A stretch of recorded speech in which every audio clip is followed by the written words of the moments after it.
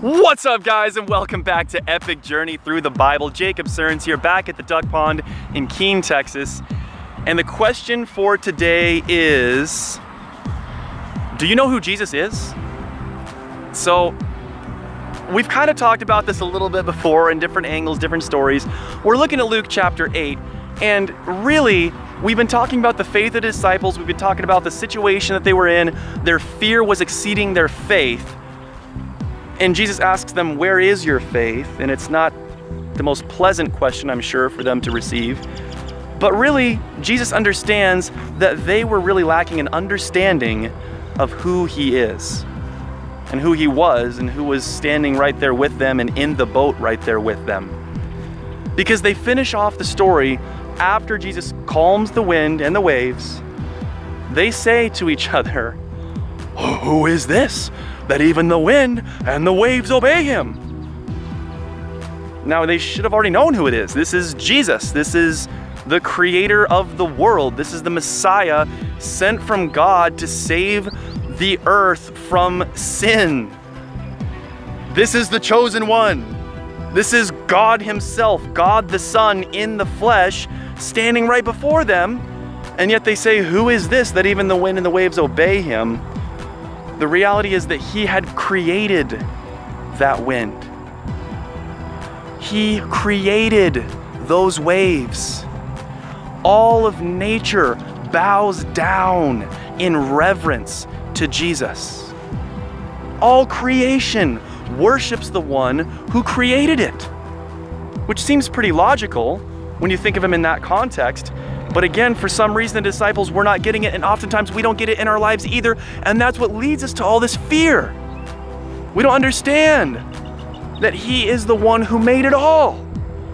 And if he can create worlds with just the words from his mouth, if he can say, let there be light, and there's light, let the land be divided from the sea, and the land is divided from the sea, if he can just say stuff and it just happens, surely he can take care of you and your needs. Surely he can take care of me and my problems. God's got us. So when we pray, when we understand who we're talking to, when we understand who is right there in the boat with us, when we understand who it is that's driving in, maybe sitting there in the passenger seat, we can imagine Jesus sitting right there in the passenger seat of our car as we drive to work and back. We can imagine him going into our office if we work in an office building, or we can imagine him going through the grocery store with us. We can imagine him each and every day, each and every moment, right there with us, never leaving us, never forsaking us.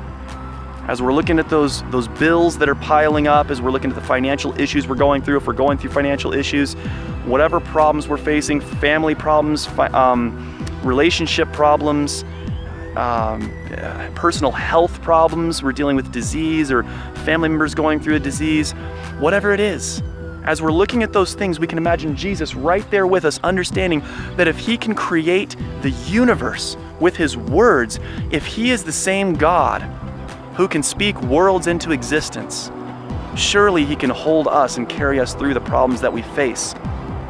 And we can say to ourselves, kind of like the disciples did, but we can change up the phrasing of what they said. We can say, this is Jesus, and even the winds and the waves obey him. All of nature bows down in reverence to him. I have nothing to be afraid of. God bless you guys. Thank you for watching this video.